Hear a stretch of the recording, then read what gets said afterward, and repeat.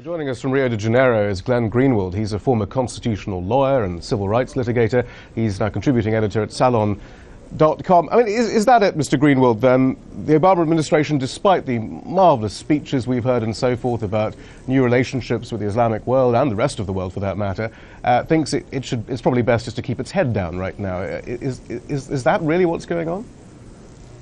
Well, I don't think that's exactly what's going on. I think instead they're a little bit more active in supporting and giving protection to the Israelis, which is what they always do. And although there's been a lot of speeches about how the administration intended to take a new posture when it came to the Muslim world, I think what you're seeing, and the Muslim world is seeing as well, is a lot of the same continuation of what we saw in the Bush administration, which is no matter how heinous and extreme the Israeli behavior is, the United States stands aside it, behind it, and in front of it, protecting and justifying whatever the Israelis do.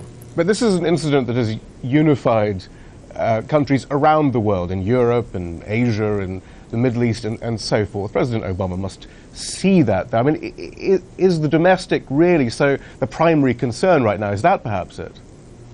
Well, clearly any politician who stands up and criticizes Israel, even in the mildest terms, is taking a huge political risk. And in fact, two and a half months ago, when there was a little bit of an open tension for the first time in a long time between the Obama administration and the Israeli government, not only Republicans, but all kinds of leading members of the president's own party were vehemently condemning him and saying that any disputes that Israel has with the United States ought to be kept private and never publicly discussed.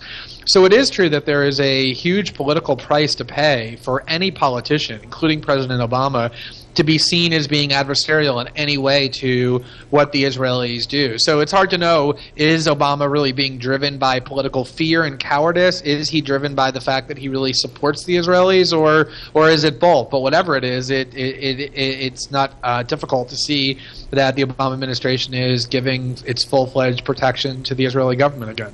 It really does seem, though, there's a pattern, certainly, with this administration. It's not just foreign policy, but perhaps in domestic policy as well, that the sort of the strong, forthright positions that perhaps some might have expected from the Obama administration after some of the speeches we've heard just never seem to materialize.